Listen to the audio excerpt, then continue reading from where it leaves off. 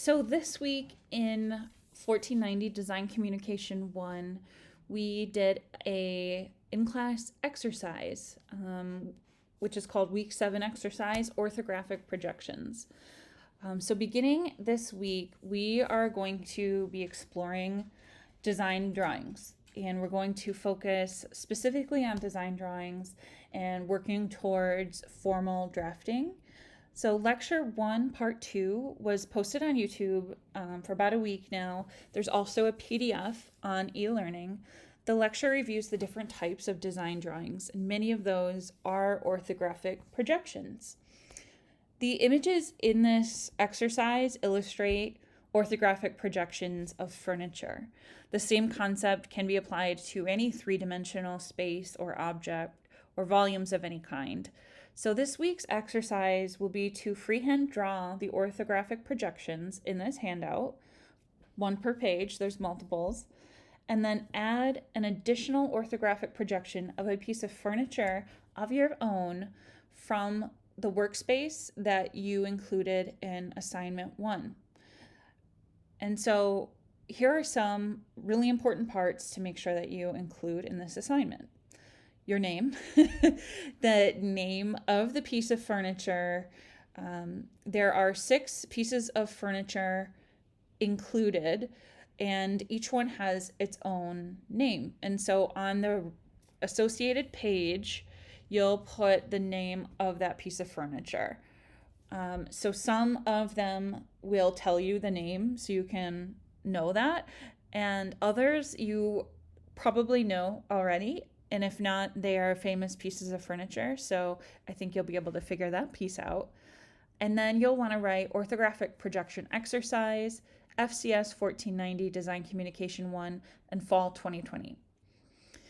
So in terms of the order of those things, you don't need to follow that order. Just make sure that you have that information somewhere on the page and that it's consistent from page to page. So depending on your composition that you design for the exercise, you might choose to put your name at the bottom and the furniture title at the top, for example. But when you do the page that's your own piece of furniture, make sure to give an appropriate title to that piece of furniture from your workspace. So before we go on, and I'm going to explain the orthographic projections and walk through the pages, the deliverable. So if you are in person, bring your finished drawings to class with you next week, and then we will bind them together before you turn them in.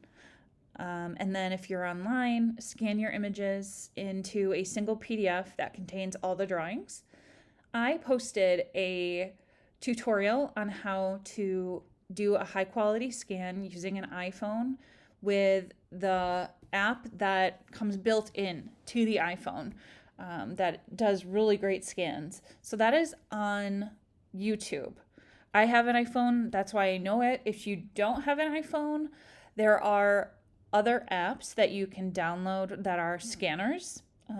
I've heard really good things about Adobe Acrobat scanner, and your phone, whatever type it is, may have its own version of a scanner as well. So the exercise this week is a really good one to practice your scanning because you will be doing it on blank white paper, and all of it will be in black and white or in pencil. So let's go and talk about orthographic projections. So this is the first page, and what you see here is an Adirondack chair. And you see really 4 different views of it. You see the top view, the front view, the side view, and a section view. So let me break it down. So the top view, that is if you were to, stand high up and look directly down onto the chair, and it's the flat version of what you see. So all depth is removed from the drawing. It's like a floor plan. When you draw your floor plans, we haven't added depth to the furniture or the walls. You're seeing it flat. So this is essentially the same version of that. It's a plan view of this chair. It also has a front view. And so the logic is the same. If you were to stand back and look at the chair just directly on, this is what it looks like. Again, remove all dimensionality of the chair. You still can see that there's a little bit of space between the planks of the back. And that's just done with a thicker line weight to make it look, to make it read as though these planks are separate and not just one solid piece. And then you have the side view, exact same concept, but now you're looking dead on to the side. And then the section view. So the section view is essentially what we're seeing the front view cut in half. So they've cut the chair. If you can see my mouse, here, I'll take this red line. There we go. They've cut the chair right here. And they've taken this front and they've just thrown it out. And so you're looking at it straight on and you're seeing the guts of the chair. So you are seeing the seat cut in half and the legs cut in half and the arms cut in half. The back is not cut in half because the section cut doesn't go through it. So you're still seeing the full back. So it's the same as this back. So it is the same size and dimensions as the front view, but the details of the arms, the seat, and the legs change slightly because now you're looking inside them. So why do we have orthographic projections? And we have names for all of these drawings. As you saw in the lecture, there's plan, there's elevations, there's sections. So why are we calling these top view, front view, side view, orthographic projection in general? So an orthographic projection is just the reflection and the projection of all sides of an object, regardless of scale of that object. It could be a mug or a piece of furniture, it could be a car, or it could be an entire building. Really, any three-dimensional object is capable of being an orthographic projection. And so the assignment is asking you to redraw what you see on this page. You don't need to add anything else. You're just essentially replicating it. You're not tracing it, but you're looking at it and you're understanding it. You don't need to do these little lines here or this. This is just the line around the image. Think about the composition on the page where you want your piece of furniture to line up. It should be about the same size, so it takes up a good amount of the page.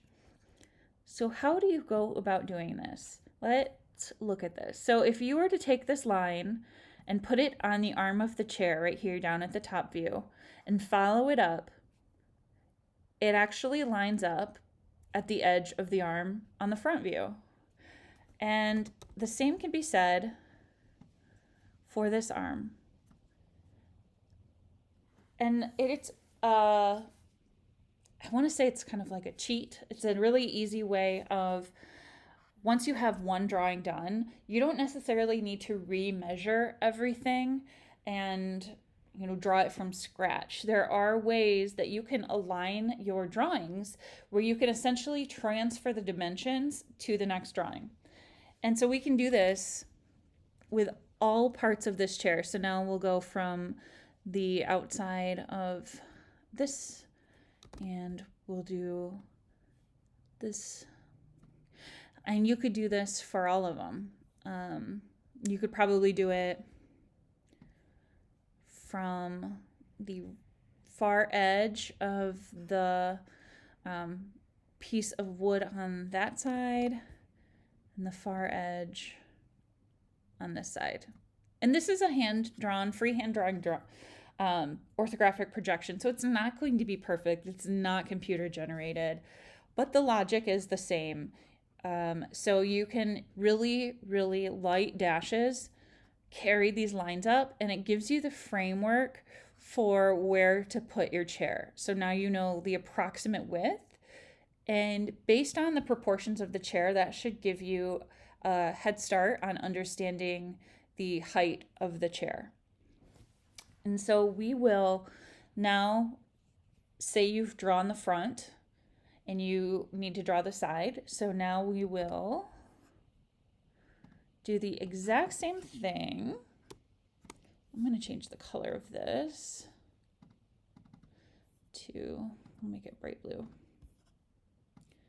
And you carry the lines over. So we've established the height of the chair, the top, and you can carry that over, and you can the height over here. We can do the height at the height at the bottom, essentially, and then carry that over, and you get the bottom here. So now you've got the top and the bottom. You can also carry over the arms. And you're seeing that as well. It gets you to notice, so you can, see the back support lining up. It gets you to notice the details of an object and how they relate to each other. So you could also, think about it in the seat. It's the top of the seat. Exact same concept. And then in the fourth quadrant, depending on the section view that you take, this is a front on section. So they've essentially redrawn this one here. It doesn't necessarily carry down like the others, but these three line up. So this fourth quadrant could be multiple things. It could be a section view and a section view from any section. So they took the front, they cut it in the front, but they could have cut it longitudinally.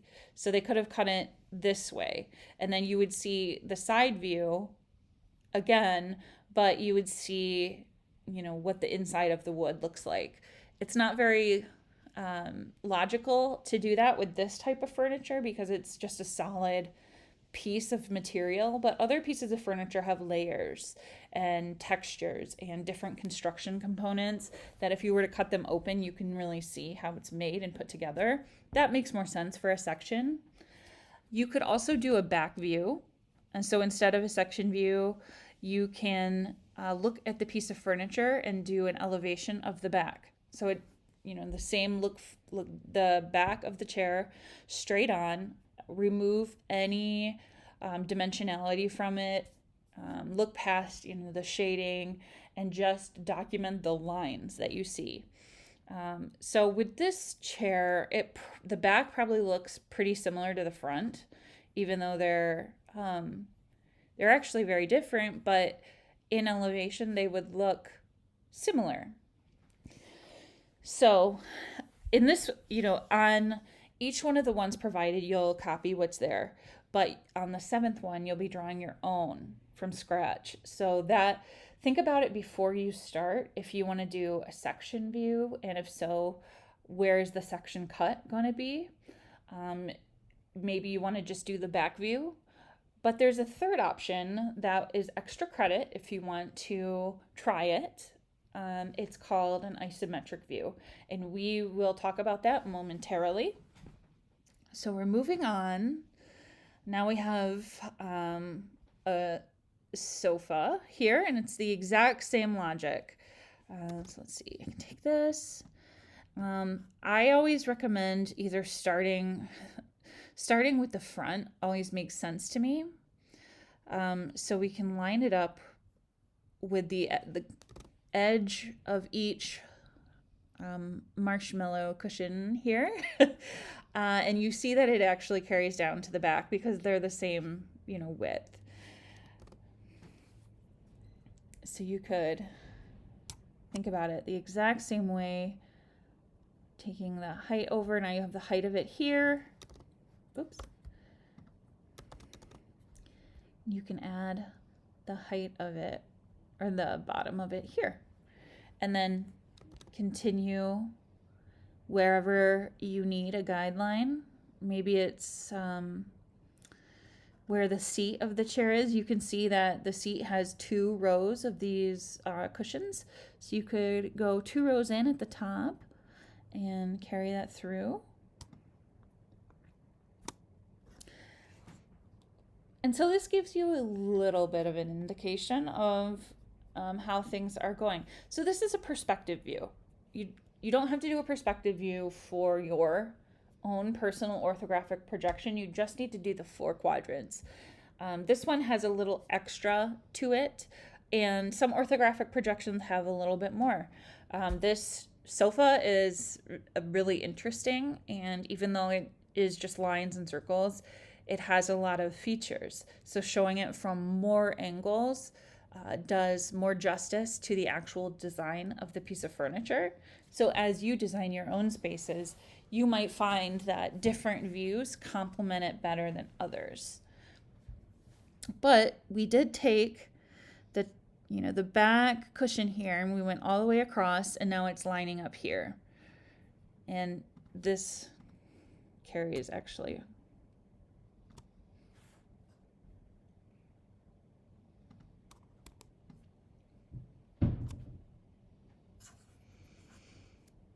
So this, you can tell it's not a perfect lineup. And again, these aren't perfect drawings, but the concept is the same. If you were to approach this is what you would do, and then, bring the sofa up this way. But since you're copying it, this one, you don't need to make any corrections to it, just, whatever is here. You don't need to add this little chart. They call this a 3/4 view, but it is an isometric. So it's a perspective, but it's kind of looking down and forward. This perspective is a 1-point perspective, meaning that each of the lines, the front and then the one at the back, if you were to continue those back in space, they'd meet at a point. Similar to like if you were to stand in the middle of a road and just look as far as you can, there's nothing blocking you. Your eyes would bring the buildings or the street or whatever you're looking at together to a point, to your vantage point. And so you would just keep doing this logic. Again, every piece of furniture has its own page. It will go faster than it's seeing right now. Your first one might be a little slower, but as you start doing it, you're going to pick up. You're going to naturally start understanding the process and the rhythm that orthographics provide and the logic of the different views. And believe it or not, but you will start better understanding the line weights and how to communicate different design features with line weights. And each one of these pieces of furniture is very different in its graphic communication. So this one is, very obvious, like freehand pen. This one looks a little bit computer generated. It almost looks like a spec, like a cut sheet. If you were to go onto a website and buy a piece of furniture and they have like the instructions to put it together essentially, and it kind of like has these types of illustrations to it. This one again is a hand sketch, but it has shading to it. And they here have used it, they've measured the center line because this chair is symmetrical. So on the top view, it's symmetrical, and in the front view, it's symmetrical. So you have that advantage where you can line it up just like that. So now you know where all of this point comes to. You will still like create these lines to line up. And again, these dashed lines are guidelines. They're not a part of the drawing. They're just to help you measure without measuring, if you get what I'm saying. You'll carry those back. And then this one is showing the back of the drawing. And you can see there is some difference between the back and the front, so that is valid. This back piece you see all the way down to the seat, but here you see it disappear on top of the seat because the seat covers it in the front, but in the back it extends. This one is probably my favorite because it does provide a really cool section view. So they've have the exact same process. All of these, same process.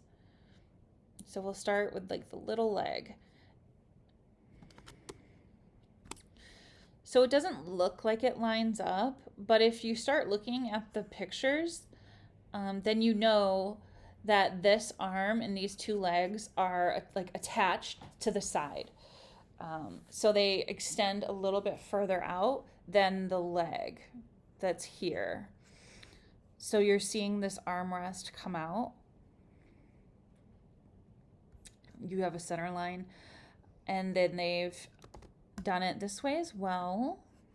Again, this is a hand drawing, and you can tell this is student work because they actually labeled it.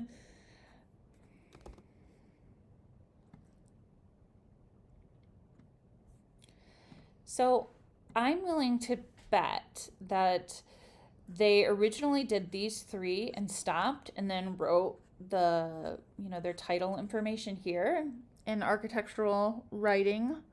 It's a good example.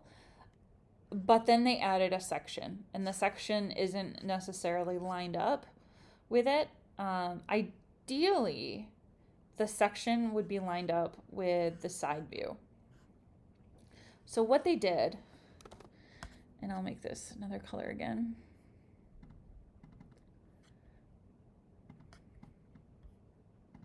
Sure, green. They've cut it right through the center of it, of the side.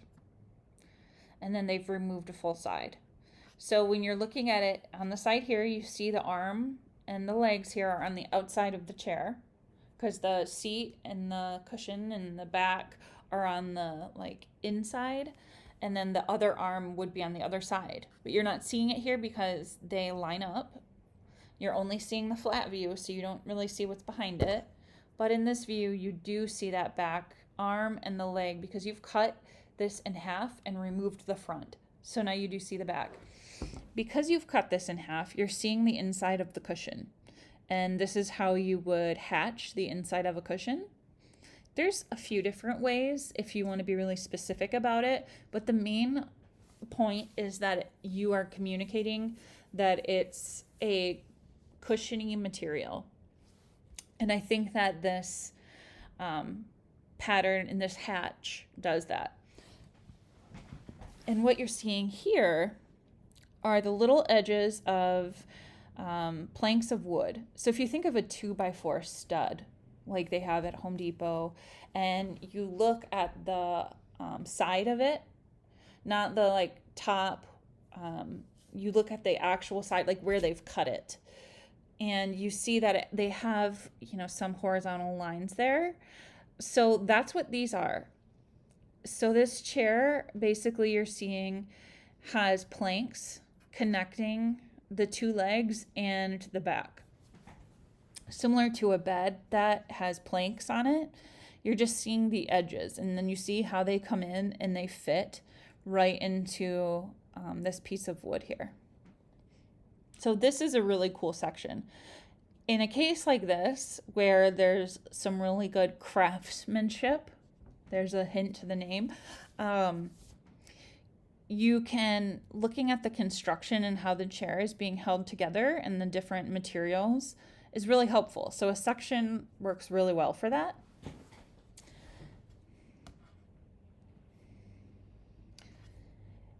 And then you have, your standard office chair.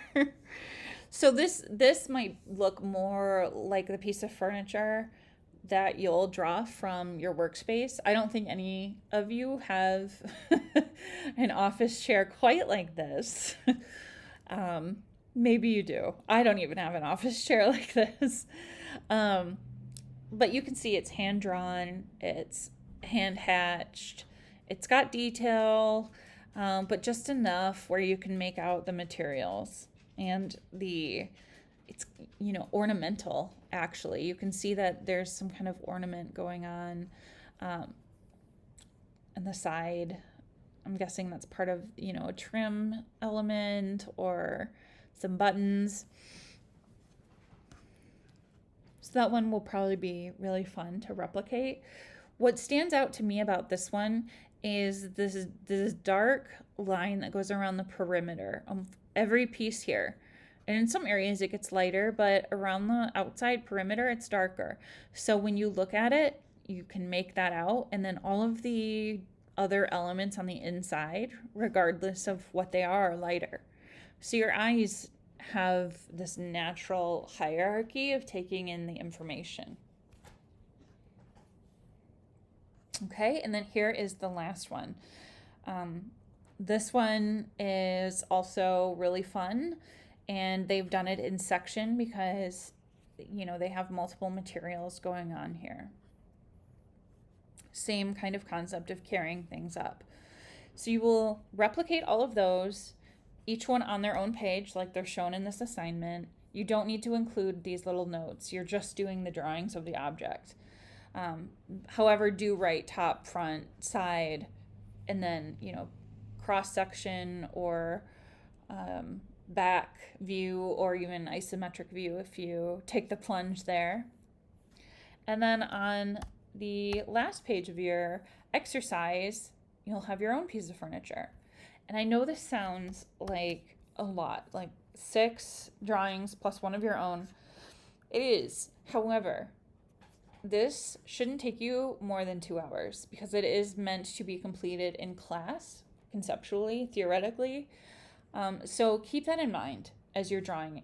The point of ortho graphic drawings and this like quadrant grid layout is that so you can very quickly line up your elevation marks and measurements without having to go back and remeasure and start from scratch.